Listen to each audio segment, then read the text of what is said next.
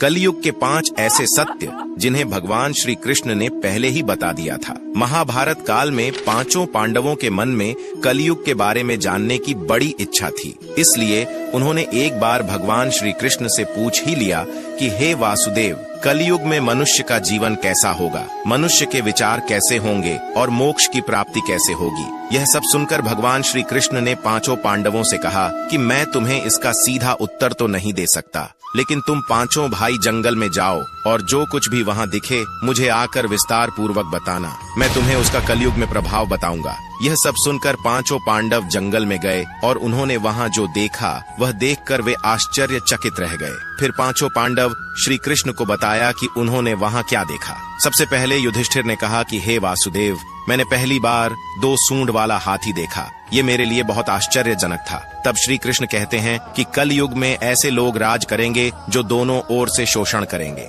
कहेंगे कुछ और करेंगे कुछ और, मन में कुछ और होगा और कर्म कुछ और ही करेंगे। ऐसे ही लोगों का कलयुग में राज होगा। उसके बाद अर्जुन ने कहा कि हे वासुदेव, मैंने जो देखा वह तो इससे भी आश्चर्यजनक था। मैंने एक पक्षी देखा जिसके पंख पर वेद लिखे थे, लेकिन वह मांस खा रही थी। तब श्री कृष्ण बताते हैं कि कलयुग में ऐसे लोग रहेंगे जो बड़े ज्ञानी कहलाएंगे, वे ज्ञान की चर्चा तो करेंगे लेकिन उनका आचरण राक्षसों जैसा होगा। कलयुग के मनुष्य धन और संपत्ति के लोभी होंगे, भले ही उनके पास कितना भी ज्ञान क्यों ना हो। उसके बाद भीम ने कहा कि एक गाय अपने बछड़े को इतना चाटती है कि बछड़ा लहू लोहान हो जाता है। तब श्री कृष्ण कहते हैं कि कलयुग में माँ के बच्चों की प्रति ममता इतनी बढ़ जाएगी कि उन्हें अपने विकास का अवसर ही नहीं मिलेगा, जिसके कारण मोह माया में पड़कर वे बर्बाद हो जाएंगे। इसके अलावा जब किसी का बेटा घर छोड़कर साधु बनेगा तो हजारों लोग उसके दर्शन करने जाएंगे, लेकिन जब खुद का बेटा साधु बनेगा तो वे रोएंगे कि मेरे बेटे का क्या होगा।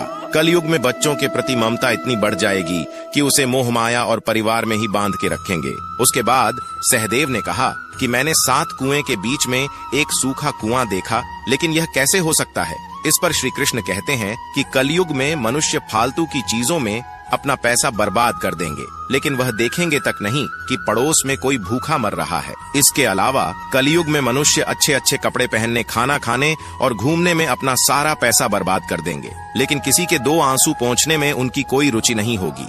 इसके बाद नकुल ने कहा कि एक चट्टान सभी पेड़ पौधे को तोड़ रहा था, लेकिन वह एक छोटे से पौधे पर टकराकर रुक जाता है। इस पर श्री कृष्ण कहते हैं कि कल युग में लोगों का जीवन पतन हो जाएगा। ऐसे में हरि नाम का एक छोटा सा शब्द उस पतन को रोक पाएगा। अर्थात कलयुग में भी जो मनुष्य धन के लोभ को छोड़कर हरि नाम का जाप करेगा उसे कोई कष्ट नहीं होगा और मृत्यु के बाद उसे मेरी चरणों में जगह मिलेगी।